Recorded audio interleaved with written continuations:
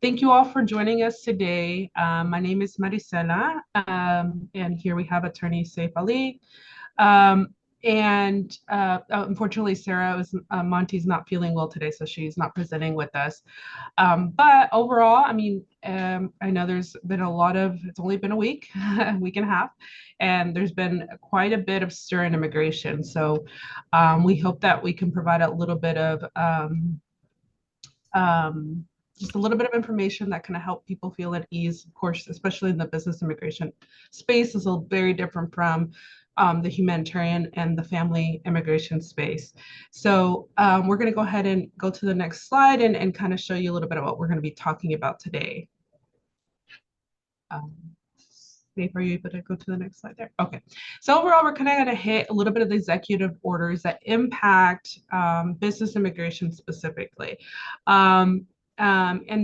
And Saif is going to go over more of the non-immigrant. These are some of the things that kind of happened before Trump was officially inaugurated, but that are in effect right now. There was a lot of things that were codified in a sense to kind of keep the non-immigrant space a little stable. And of course, just some additional changes that we've seen in the last couple of weeks. And so we can go to the next slide. Okay, so there isn't a lot of big changes here in regards to immigrant visas and the perm process. We haven't seen anything come up. Doesn't mean it won't. One big thing is we're still expecting delays. And then that's kind of based on some of the orders that we're seeing. And so we're going to kind of go over, if you go to the next slide, we're going to go over some of the executive orders that we found that are a little bit more applicable in the business immigration space that could still impact our clients. Of course, these clients are typically documented. So, everything that you're hearing right now is focused on documented folks, but it doesn't mean that we can't be at risk with some of the policies that are coming out. And so here's a list of the about 4 that are still applicable here and could impact some of our clients. And in the sense that it can impact their families, not just the individual that's working for you, but it can impact their families. And of course, it impact travel, getting visa stamps. And these specific ones are the securing our borders, protecting the meaning and value of American citizenship, the American First trade policy, and the protecting the United States foreign terrorists and other national security and public safety. So we're going to go into a little bit of detail for each of those of where it's applicable in this space. You can go to the next slide. Okay. Now, starting with this one, this order is about border enforcement policies. And although the focus is specifically detaining aliens apprehended on suspicion of violating federal or state law, specifically undocumented migrants that are they're trying to remove, specifically expedited removal. Through expedited removal, it's still going to mean that there's going to be some extreme vetting. And this can mean profiling. So it is important to understand what our employment base, our business visa holders should still be conscious of when, going through travel checkpoints, driving, because worksite raids, you want to be able to show that you're here lawfully. So more so than ever, complying with immigration to maintain your status is going to be very important. So one big thing that it's already regulated in the sense that our non-immigrants should be carrying I-94s, our legal permanent residents should be carrying their green card, but now more so than ever, right? Because if you get pulled over, all you have to show a driver's license. But I think we're in a space where it is good to have that I-94, or the approval notice that has the I-94 that indicates the status of that employee, indicates the validity that they're going to be here for. And of course, if they're a non-immigrants, so the H-4 spouses, they should carry their EADs, because that also shows that they're authorized to be here. And of course, more now than ever, reporting any address changes within 10 days. So if your employees move, or if you move, depending on who's on this call, it's so important to let USCIS know, let your attorney know, but also if you're handling your own address changes, reporting that immediately. Okay, next. Now, the next executive order, it really impacts children of our visa holders that are working in the US. This one is set to try to end birthright citizenship. And of course, it's being challenged right now, and there is a temporary restraining order blocking this order from taking effect. It was meant to take effect in February, but the gist of this one is that they were trying to make it that unless if one of the parents didn't have permanent residency or citizenship, that child wouldn't be able to be considered a U.S. citizen and born in the U.S. So this impacts our non-immigrant workers that are here in the U.S. Those H-1Bs, those Ls, that applies to them. So if they have children here in the U.S., their child does not have citizenship. So what does that mean? Because if they're born, they have to get a passport, a birth certificate, and then a passport, and then go get a visa. It doesn't really address what's going to happen in that sense. So, and again, this isn't going to be retroactive, but there's a lot of things that would have been unanswered if, February 19th, one of your employees is expecting, right? What's going to happen? What are the steps to make sure that child's going to be here in lawful status? And of course, this is in our Constitution, and therefore being challenged right now. The next executive order was the America First trade policy. So this one is set to order a revisit and review of free trade agreements, specifically our USMCA, previously known as NAFTA, and trying to figure out what they can change, right? I think they've already announced some tariffs on some countries, but this one's relevant just because we do have employers that use this agreement in order to bring in employees. We have our TN visa holders. As of right now, there's nothing specifically that is impacting TN visa holders, but it could. And so we can, it's important to just kind of be aware that as it's being reviewed, how can it impact employees that we have here as TNs or in the future? Okay, and in 2023, we had about 1.2 TN non-immigrants admitted into the U.S. So it's very, very, very, very popular visa. It's a very easy and convenient visa for many employers. So it would be very devastating for a lot of our workforce. Okay, and the next one, the next executive order is the Protecting the United States from Foreign Terrorists and Other National Security and Public Safety Threat. So this one, it kind of alludes to the next travel ban. And even if they've already indicated that they're anticipating a list of those countries that are not, that don't have a specific programs in place for us to be able to see records, would be on this list. So that's expected to come out in 60 days. But, they're very well able to accomplish, keep not allowing people into the country through other methods, which is the, extreme vetting. So this order is supposed to be enhancing those vetting and screening process across agencies. And we're already seeing that. We had a lot of clients last week had a little bit more of a hard time in entering the country, that were out of the country, clients that are traveling on advanced parole. So if you are, let's say your employee is already in the adjustment of status phase, and instead of using, they're now traveling with advanced parole, they're being put into secondary inspection and possibly sitting there for hours while they vet their process to ensure that they're able to admit them into the US. So we are seeing that already.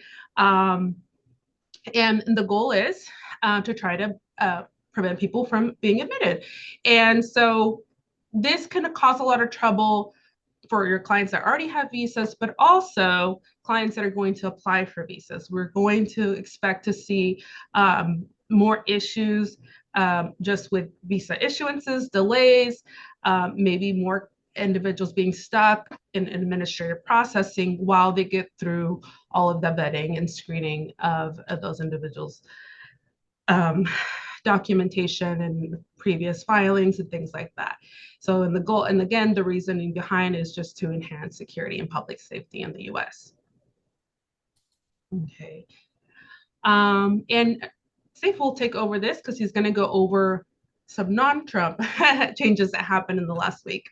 Yeah, and so just like Maricela alluded to, we've talked a little bit about some of these orders that have come out right out of the gate of the Trump administration. But interestingly enough, the Biden administration did kind of put in some last minute rules and regulations. Really at the eve of his administration. I mean, this final rule that I'm going to talk about in a little bit, which concerns H-1B modernization and a lot of the non-immigrant visa programs that we have here. This rule went into effect on January 17th. So the administration had been working on it for some time, but it didn't actually go into effect and into the Code of Federal Regulations up until really the Friday before the handover of administration from President Biden to President Trump. So essentially, this rule, it's a large rule, and it concerns a lot of different visa classifications, mainly targeting the H-1B program, but other programs as well. This rule that went into effect on January 17th, primarily, like I said, primarily affects H-1B and other work visas. It also concerns F-1, specifically the cap gap employment, which I'll talk about in a little bit. But really, it's a sweeping reform. There's a lot of things that it touches on. So we'll try to drill down on some of these things and how they relate to employers here. And the first thing, probably the most important thing, as it concerns the H-1B program, is the change in the definition of specialty occupation. So what that basically means, and just to give a little background, the H-1B program is what's called a specialty occupation visa. It's meant for occupations that typically, and I'm paraphrasing here, there's more that goes into it, but typically require a bachelor's degree in a specialty to perform the duties of that position. Specialty occupation has been kind of debated back and forth, in court cases, particularly during Trump's first administration. And so the Biden administration, the administration, they codified the actual definition of specialty occupation after all these court battles, after all these changes.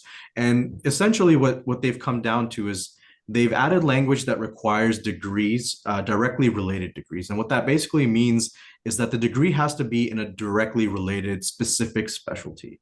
And that wasn't in the H-1B regulations before.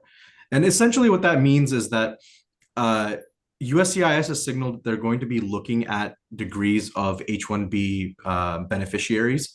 For example, if a person who is doing, computer science or an IT job, if they have a degree, it has to be a directly related degree in that specific specialty. So what that means is there might be a little bit more scrutiny on degrees that are not as related or degrees that are more general in nature. And so in that case, we're not sure how it's going to shake out because, again, this rule has just gone into effect. It's basically only been in effect since not last Friday, but the Friday before. And we have not seen the Trump administration's response to this rule because this is a Biden era rule. And it does take some time for an administration to go through the rulemaking process and rewind rules and change things. So as it stands, this is what it is. But there's going to be some back and forth on these rules. And so, but what we are seeing now is that the Biden administration, at least, and the USCIS, they have signaled that they're going to be looking at degrees that have to be directly related. And so what they're showing is as not favorable for H-1B adjudication or that might make H-1B approval difficult is having a general degree without further specialization. And the rule indicates that a position is not a H-1B specialty occupation position if a general degree without further specialization is enough to qualify for that position. So what that means is some of it's going to have to be wait and see, but really we can anticipate that maybe a general studies kind of degree without any other kind of specialization or focus might not be favorable, or might lead to some difficulties or requests for evidence with H-1B adjudication. On top of that, the DHS has added a pretty significant new rule it's related to when an amended H-1B petition is filed. Typically, H-1B petitions, an employer is only required to file an amended petition if there's a material change. And a material change can be a number of different things. It can be, for example, a change in work site that's outside of the area that was listed on the labor condition application that was submitted to Department of Labor. So for example, we're based in Houston. So let's say a job location changes from Houston to Dallas. Well, that's a material change. But if it changes from one side of the highway to the other side of the highway within the city of Houston, that would not necessarily constitute a material change. So what DHS is basically saying is that now when material changes take place, you're actually supposed to file the H-1B, or rather employers are supposed to file the H-1B amendment petition before the material change takes place. So for example, if a company wants to transfer an employee from their Dallas office to the Houston office, before they can actually carry out that action and make that change to the H-1B beneficiary's employment, they have to file the amended petition.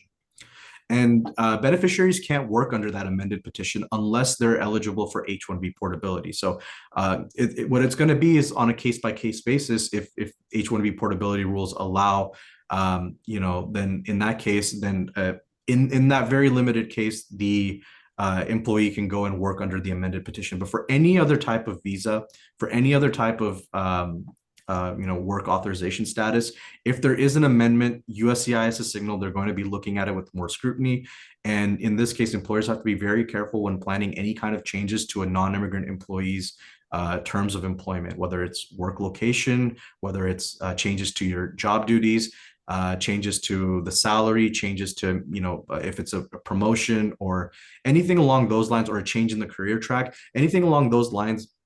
It's really important to consult with immigration counsel before making that change, because by making that change, you might be contravening DHS rules in terms of filing an amendment on time.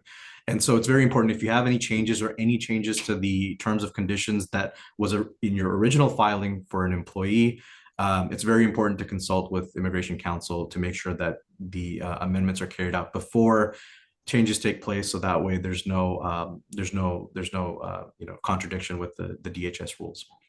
Also, DHS also codified the deference policy, and the deference policy is one of the things that President Trump targeted in his first administration. What the deference policy is that essentially USCIS will give deference to requests that involve the same parties and the same facts, unless there was some kind of big mistake or change in circumstances. If you were, for example, an H-1B employer and you have an H-1B employee and you're filing an extension for him or her, and nothing has changed in the job, there's been a moderate increase in salary maybe, but nothing in the job duties has changed. The work site is the exact same as it was 3 years ago. In that case, under the deference policy, the Department of Homeland Security would give deference to that previous decision, and they would analyze it in the sense, has there been any kind of change that would take it out of deference? If not, they were willing to give deference to the fact that, look, they looked at the evidence before and it was approvable before, and if nothing has really changed, then why mess with it now? And it's really an argument about efficiency. Now, this policy was rescinded under Trump in the first administration. Now it's part of the federal regulations. So if it has to be rescinded, the Trump administration is going to have to take some time out and make an amendment to the federal regulations. So for now, this is in the regulations, but given what happened under the first Trump administration, it's quite possible, and if not very likely, that the Trump administration is going to remove the deference codification from the regulations at some point. The rule has also made some changes to what kind of evidence is required for filings. Essentially, maintenance of status, which is DHS making sure that the employee or the beneficiary of the visa, for example, it's not always an employee. Sometimes, for example, an F1 student, an international student, if they're switching into some other status or they're extending their status. What DHS looks at is that the person has maintained their status validly since they were accorded the previous status. And this has been in practice. I mean, if you filed anything or you've been the beneficiary of any kind of petition in the last, maybe 8, 9, 10 years, really before since the first Trump administration, they've been looking at maintenance of status issues. So this is nothing new. The Trump administration did it. The Biden administration has done it. It's basically them or DHS putting this rule into the code. But it's not a departure from what's been happening. DHS is still going to examine payroll records, pay stubs, W-2s, taxes, things like that to show that the person who is requesting the immigration benefit or the petitioner or the beneficiary has been maintaining their status with all the rules and regulations that, they've been working at the amount of hours that their petition said they were working, they're being paid the amount that the petition said they would be paid. So things like that, even though DHS has been looking at it, they've put it into the federal code. And so it's black and white now, essentially. There's some smaller changes as well. For example, the itinerary requirement. If you have hired H-1B, or rather, if you have H-1B employees that have worked for you as contractors, or they're a third-party employee, they came from a staffing agency, for example.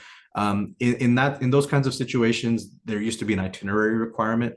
That itinerary requirement is no longer, or if the employee was working in more than one location, there was an itinerary requirement. Those itineraries have, that requirement has been removed from the regulations. There's also been changes to the definition of nonprofit research organizations and government research organizations for CAP exemption. And CAP exemption is very important because it's a coveted status, but it's only available to a few type of H-1B petitioners, specifically government research organizations, nonprofit research organizations, institutions of higher education. And what it does is that those kinds of CAP exemption, what it does is those employers don't have to sponsor their H-1B registrants through the lottery that takes place every March prior to the beginning of USCIS's new fiscal year. Instead, they can enter somebody into the H-1B, or rather they can file an H-1B petition for someone at any time.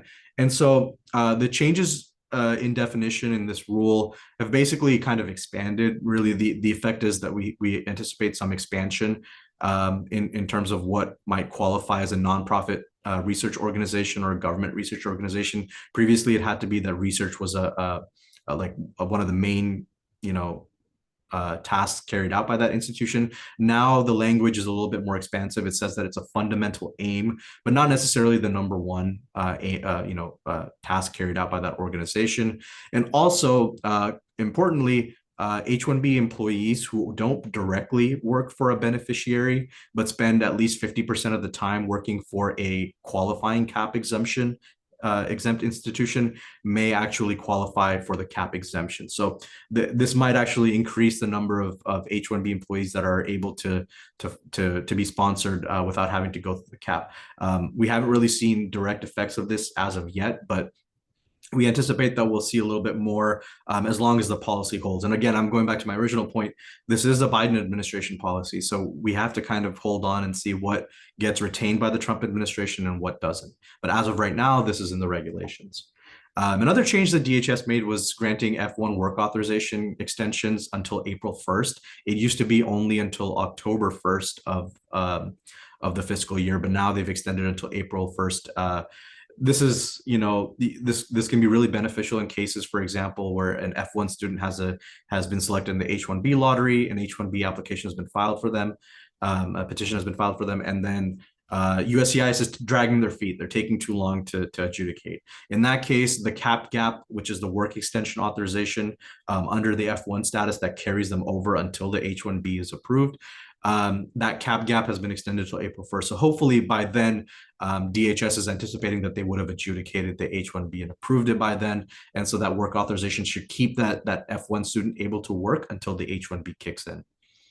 And last but not least, DHS also clarified and codified the decision in the Fifth Circuit case, Defensor versus Meisner, which concerns third-party placements.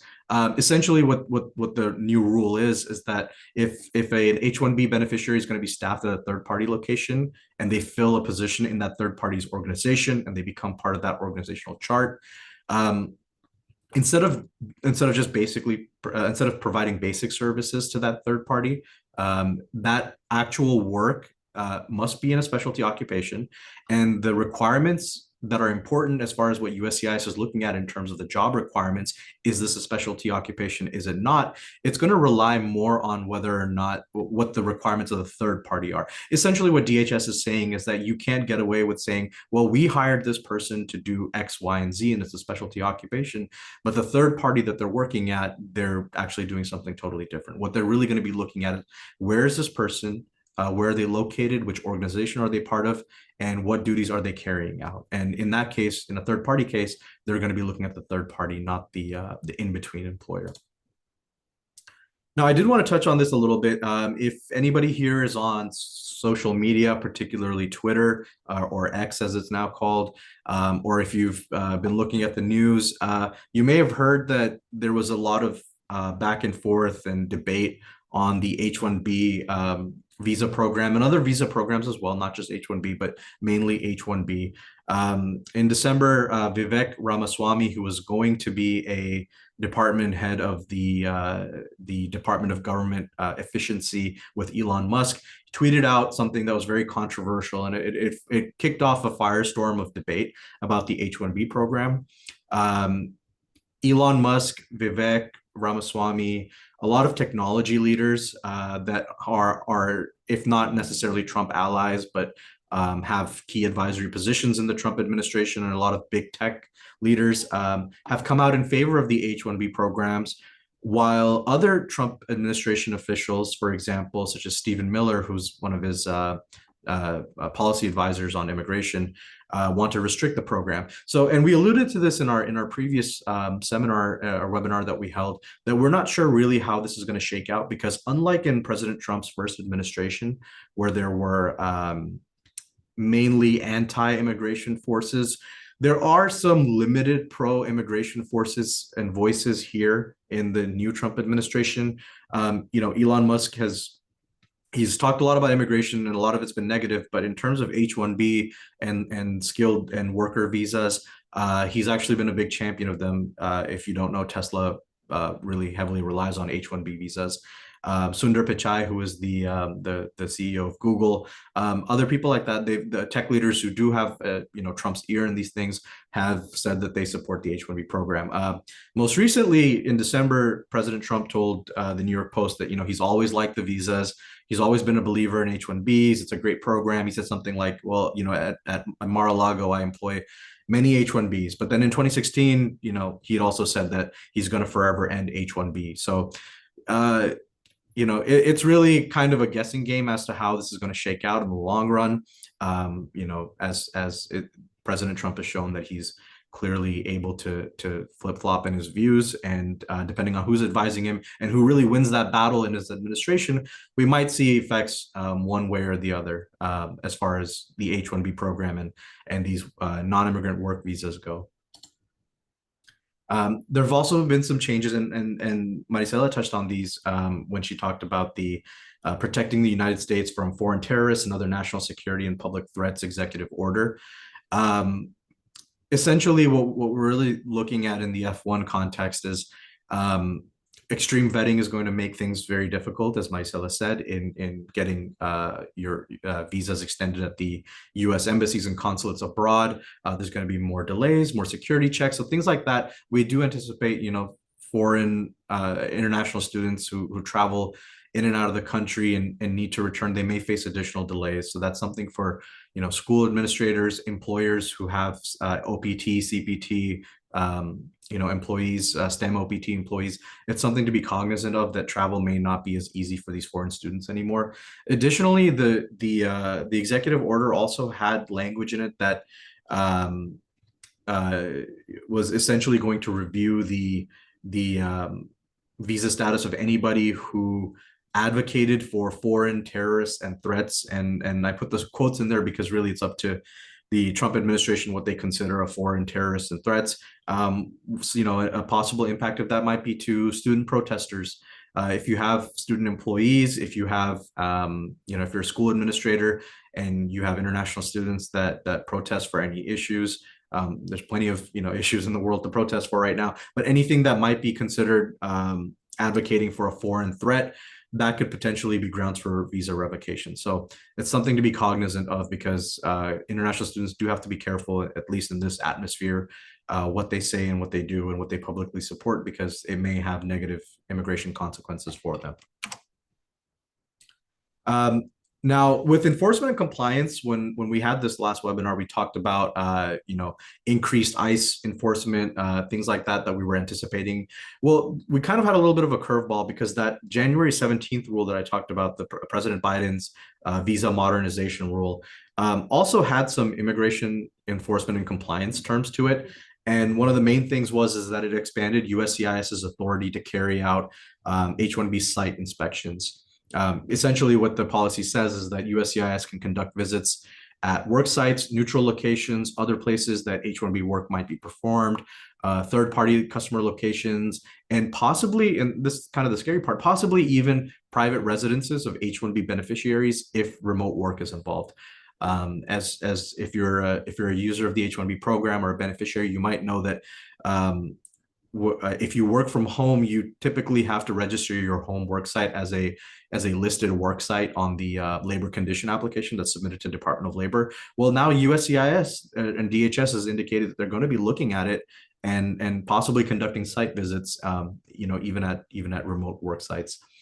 And essentially, what USCIS's justification was for this rule is that it allows them to question employees and third parties without giving a chance for rehearsed answers. And the rule also does allow them to question employees and third parties without the employer's representatives present. So, we talked about enforcement activity in terms of USCIS, ICE enforcement under President Trump. Well, it turns out we actually got some pro-enforcement policies at the very end of the Biden administration.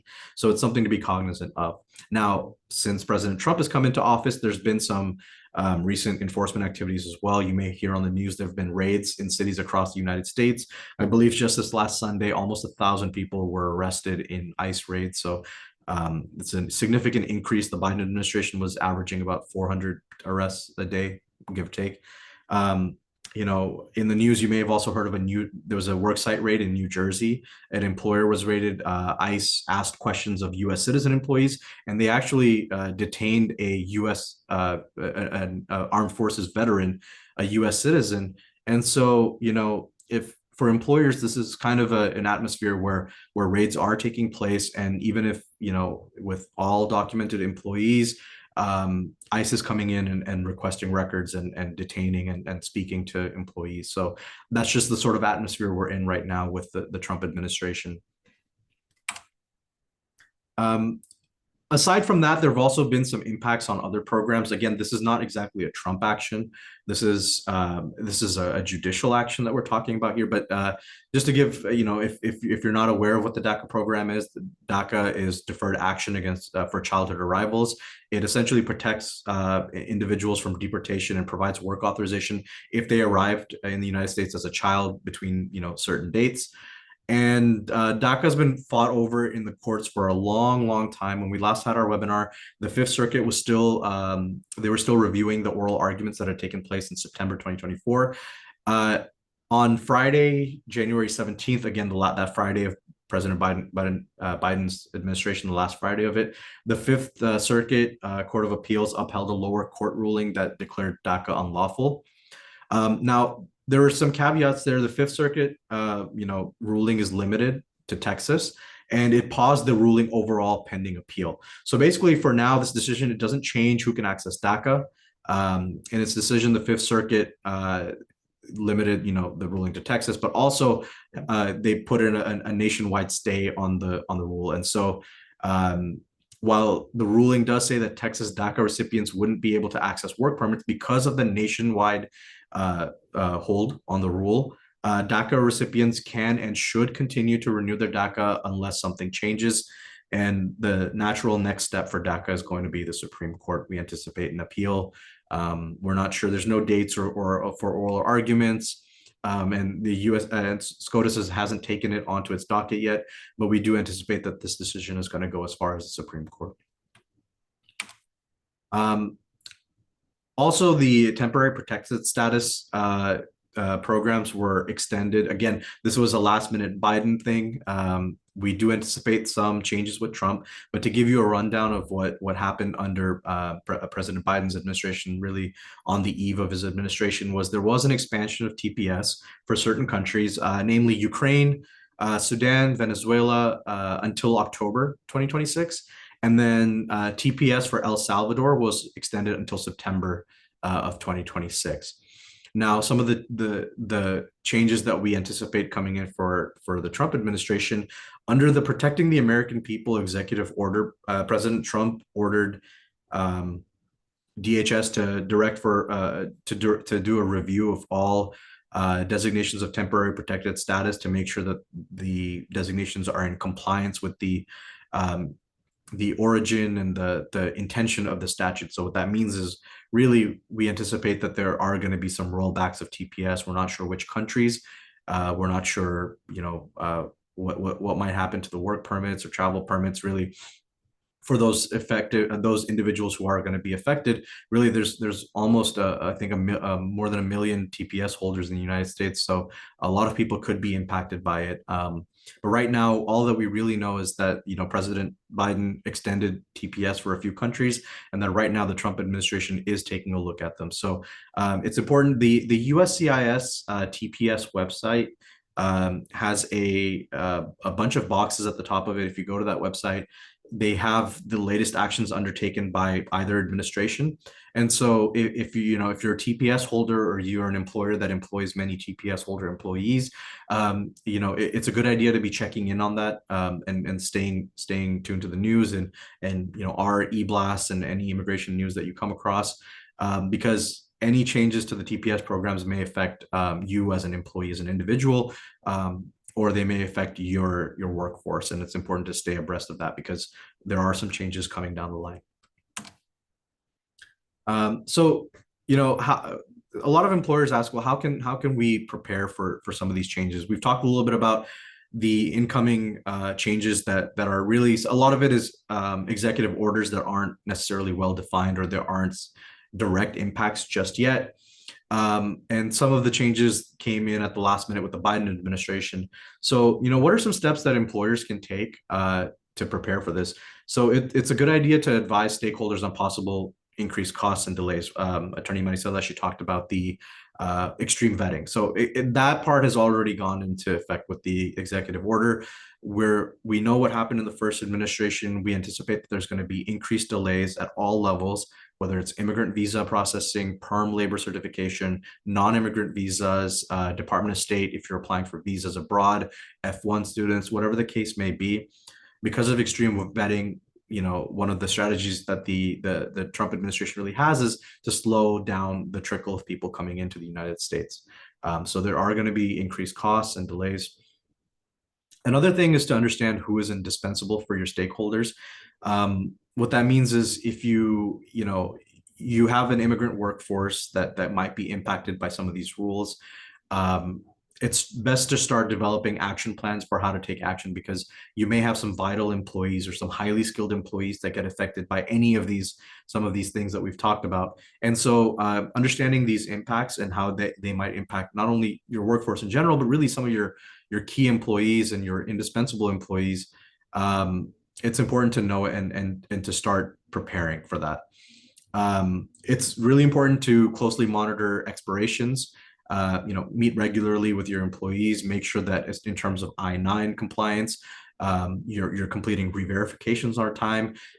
If you have any questions about, making sure that somebody's status is extended on time, reach out to immigration counsel for timelines and for best practices on that, because the negative impact of any kind of overstay, any kind of expiration in status, and if somebody loses status, those effects are going to be amplified during this administration. So it's very important, not only for employers, but also for employees to make sure that they monitor their expirations. For example, employees, if you travel outside of the country and you come back in with your visa, please make sure you check your I-94. If your I-94 isn't updated and you come into the country and, well, okay, it's gone over that limit, even though it should have been updated, even though it's a mistake by the government, that can still impact your status. And so it's really important at this point, if you're an immigrant, non-immigrant employee, if you're an employer, to make sure you're monitoring those expiration dates.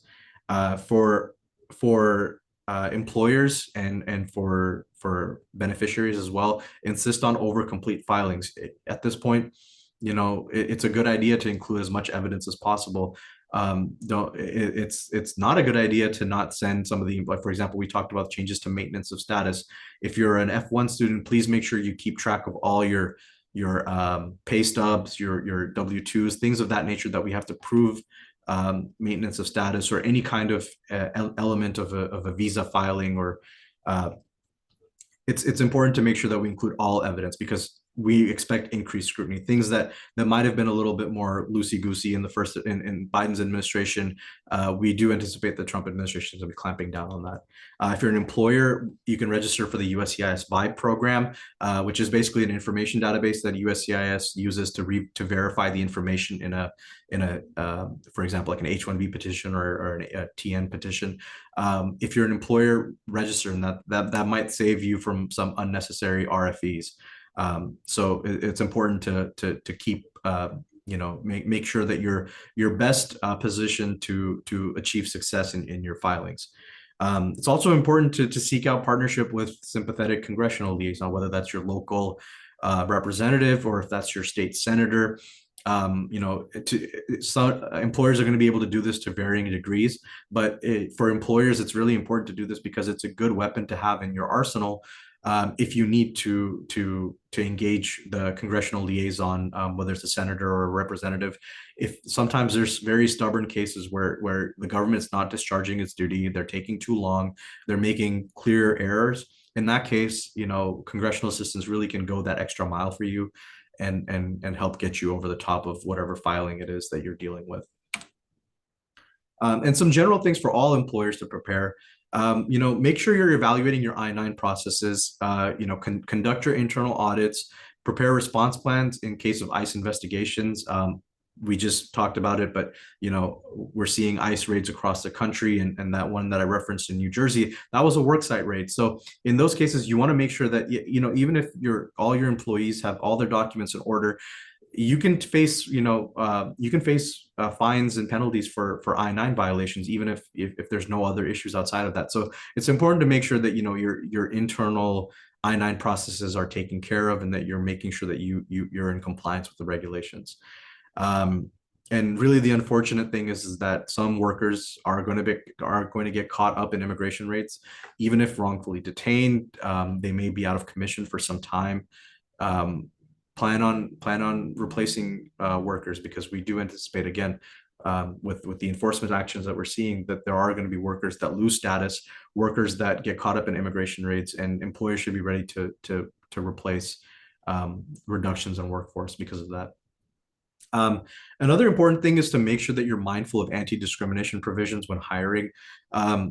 Before the pendulum swings the other way, we don't want employers to now start clamping down on immigrant or non-immigrant employees. Generally, if somebody has the right to work in the United States, for example, a lawful permanent resident, there's some protected classes, asylees and refugees, for example. You want to make sure that you're not engaging in any kind of discriminatory practices, because you may think, well, under this administration, it's more trouble than it's worth to employ an immigrant employee. Well, ultimately, if you use that kind of rationale to engage in discriminatory behavior, that can also backfire on you, because the Department of Justice and the Immigrant Employee Rights Section, they're charged with prosecuting discrimination provisions, and they do prosecute those discrimination provisions. So it's important again to make sure that even though the pendulum is kind of swinging the other way, and there's a possible thought process that it's difficult to employ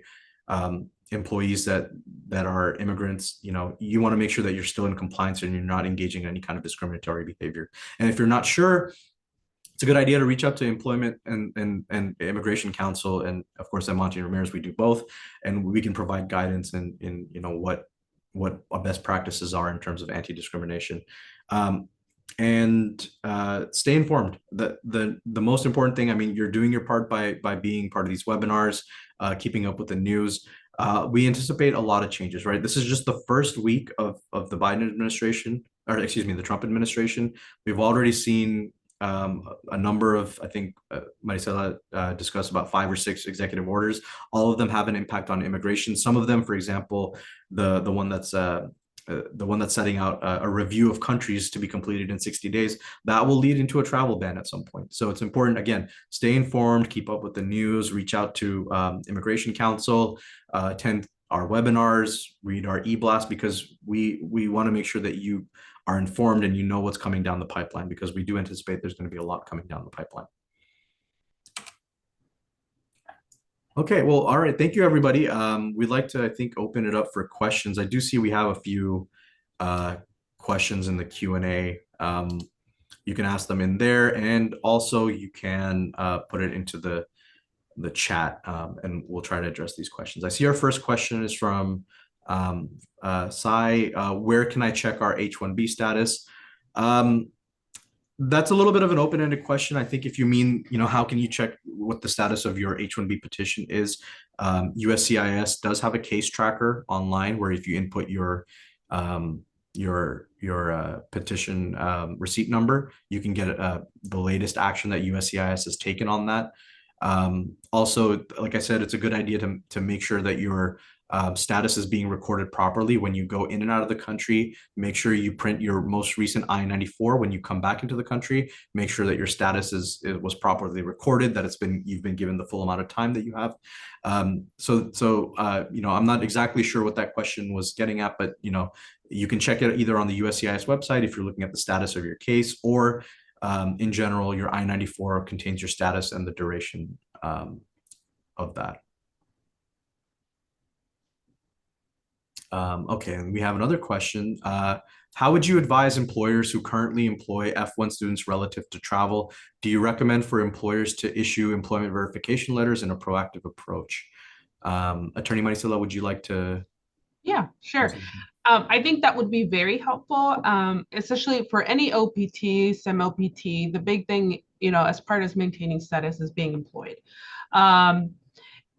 Not so much for the CPT, it's the OPT and SEM-OPT. There's a minimum amount of days that they can be unemployed. So if you have a letter that indicates, that they're employed, since when they've been employed, I think it is helpful, because those are all things that can be asked of them, when they're re-entering the country.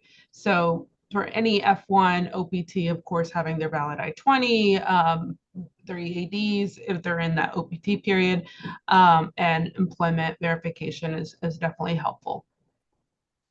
And I'll go ahead and go to the next one I see here. Are you able to touch base on the new immigration team for Trump's second term? I heard that name Stephen Miller, and it seems like his function will not change, or rather not be any different from his first term.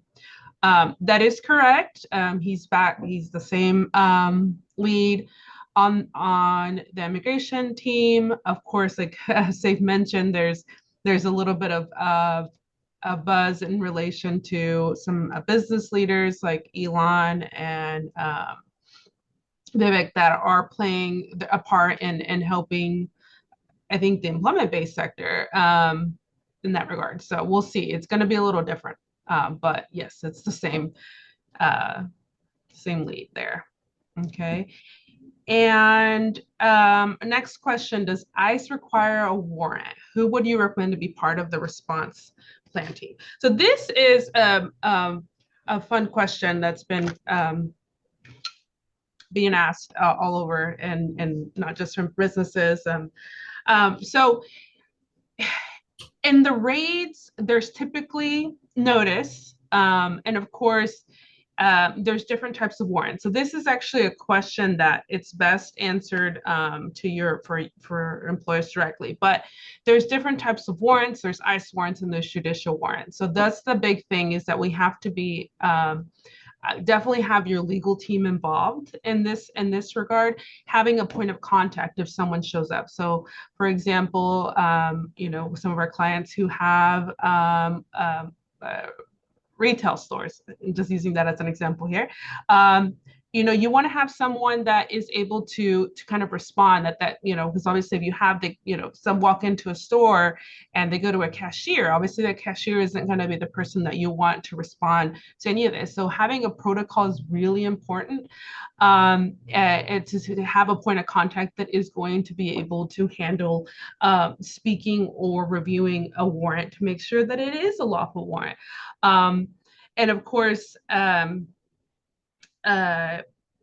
you just want to be able to have someone that everybody is trained up, that's front facing, to be able to contact in order to get that assistance.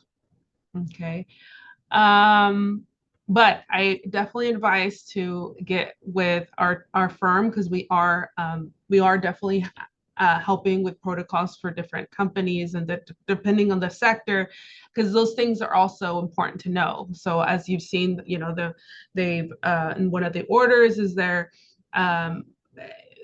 schools and churches are no longer sanctuaries. So and if they come in, there's some now, if you don't comply with these, if you interfere with ICE activities, there's possible civil and criminal actions. So it's important to understand how this impacts your type of business, and having a plan based on the business and who would be the point of contact. All right, and then I think there's one other question here. I'm an H-1B holder, which is filed by a school, so I'm assuming cap exempt. Am I eligible to start a business on my visa? So that's does require private consultation, but just H-1Bs are employer sponsored. So you're limited to the activities of working with that employer. But I do advise that you get in contact with us, and we can set up consultation to see if maybe there's another route for you to be able to start a business. Okay. Next question, how do you recommend we handle employees who bring updated paperwork that does not align with the original paperwork? I think the question is possibly related to when an employee maybe has now fixed their status and now they're presenting documentation of their with their actual name. That happens. I don't know if that's exactly what you're asking, but unfortunately, yes, a lot of undocumented folks do use paperwork that probably isn't theirs, or it's fake, but we don't know it at the time. But then they have now fixed their status. They have legal paperwork, so they bring it and they want to update their information. And you can do that. But I do advise that you speak to counsel to kind of how to do it properly. But it doesn't really require much except for updating that information. But do speak to counsel on that. Yeah, I just want to chime in and just reiterate that, definitely speak to counsel, because you have multiple options in that kind of a situation. But depending on the employer and your policies, you may want to have a policy and may want to speak to counsel on developing a policy on how you respond to those kinds of situations. So, but yes, definitely that's a question for I think an in-depth question for counsel for sure. Okay. And let's see, I'll go on to the next question. Go ahead. And we've got a question that says, what should be included in a response plan for a worksite ICE raid? That again, it depends on the employer, and it depends on really what kind of at risk or risk points you have as an employer. Again, I would say that's probably an in-depth question for counsel, to maybe schedule a consultation with labor and employment and discuss that. And of course, at Monty Ramirez, we do that. But with worksite ICE raids, some general things is, it's important for there to be a designated contact, for HR and legal to get involved as soon as possible. So that way that, you don't want, your front of the house employees trying to deal with an ICE raid. So some general tips is of course to make sure that the response plan has proper escalation strategies to get it in front of your HR, your legal team, so that way you can respond to it properly. But as far as individual items of your worksite response plan, that's a question to probably schedule a consultation with Labor and Employment Council and to help develop an in-depth response plan for those situations.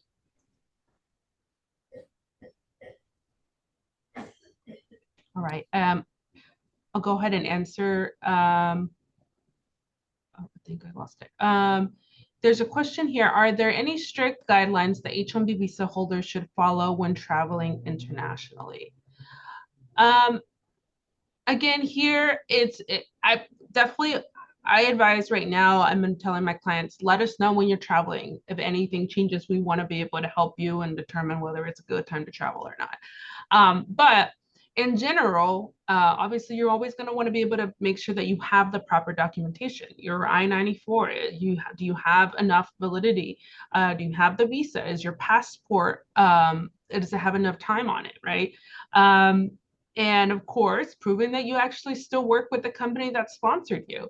So if you already have the visa and you're just traveling on vacation, you want to be able to still prove that you are traveling, because they can decide upon admission, show us that you're working and that you're maintaining your status. And maintaining status would include that you're still working for the same employer and you're getting paid the amount that was listed on your LCA. So there's nothing new as far as traveling internationally. But again, that we're still going to be seeing, is there going to be a travel ban? How is that going to affect for someone that's not from that country trying to travel to that country? So those are things to just kind of be watching out for and reach out to your attorney and see if it's recommended for you to travel, and what else you should carry depending on what you're traveling for. And I think that those are all great points. And the one thing that I did want to add in as well is always, again, I think I mentioned this like 2 or 3 times, but I don't think I can mention it enough. Make sure you check your I-94s when you come back into the country, because that I-94, it's more than just an electronic little, sheet that you can print off from the government website. That really controls the status that you're in, and it controls the validity of that status and the duration of that status. And so it's really important to make sure, if you're admitted, if you're here on a TN visa, make sure that the officer didn't admit you as a visitor, as a B1 or B2 visitor, because all of a sudden you may be engaging in unauthorized employment. So it's important to make sure that your admission is correct and that CBP didn't make any mistakes, because even if CBP commits a mistake, it can have negative impacts for you. So always check your I-94s. If you notice any kind of issue, please contact Immigration Counsel. Please contact us. We'd be more than happy to help, but it's important to check. All right. And I think there was a question here. We'll be able to share it. We can share our PowerPoint. Just email us and we're happy to share that. So I see there's a few more. I know we're hitting close to the time, but I'll try to answer those too. I know, Saif, you had something to do. So we'll try to finish up. So how should we handle documented employees who are uncomfortable coming to work due to ICE raid rumors? And documented, I guess that means just EADs. I mean, at this point, it's hard to, as far as an employer goes, I mean, you have to be careful. You don't want to give them legal advice, but you can only do so much. You can always provide resources. Go talk to an attorney, see if you're at risk. But you have to be careful on how you address anything with your employees. I know this is happening across the board. This is happening in schools. Kids aren't showing up to school, but there's only so much you can do. And I mean, the only thing is trying to recommend that they seek counsel, do a consultation. We're hosting seminars. We have one next week for individuals to talk a little bit about what's at risk, right? What should we carry? Even as permanent residents or US citizens who are brown. So we have to be cognizant that there are a lot of risks right now. And you know, it could die down here soon and it could be a big show, but right now there's not much you can do on that regard. Does the I-94 status change for H-1 visa holders only when travel internationally? I think, I'm not sure, I meant understand the question. I think that there's the focus of the online CBP I-94 and then getting a change of status, so that one doesn't get updated. Yes, that online one doesn't get updated, but your approval notice that you get from USCIS has your I-94, and that is the one that you would carry around to prove your status. Okay. All right. So then one last question is just about how do you know if there's any issues or red flags on your visa, your H-1B or F-1? I mean, you should know for the most part if there's any times that you've committed any kind of violation. But at the end of the day, what's important is keep copies of everything that you've ever filed with USCIS, making sure that you've reviewed or that you've reviewed it thoroughly, that there isn't any like misrepresentations or mistakes that can impact you in the future. So right now, there really isn't anything that you can do that is going to scream out, oh, there's a problem, but it doesn't hurt to maybe get a copy of your records and review to make sure there aren't mistakes so that when you file something in the future, it's not going to be a red flag in that next filing. All right, and we have one more question. This is a little more specific. We have an employee who's here on a TN visa, but the residence is in Tijuana. Does she only need to keep the original I-94 and not every week when coming to the US? So sounds like the person is traveling back and forth and is using an I-94. I'd like to, I recommend that you contact the attorney because I just want to fully understand that, but because that was a very specific question. But at the end of the day, anyone that is working in the US and traveling into the US, still check the I-94, verify that it hasn't changed, make sure you have all your documentation that proves that you have status or a visa to come into the country. All right. I think that's it for now. Again, if you have further questions that you come up after this, feel free to shoot us an email. We will hopefully promote another, right now we don't have a date, but as things come along, start to change, we will, or more changes happen, we'll send out more dates for our next webinar. All right. Thank you. Thank you, everyone.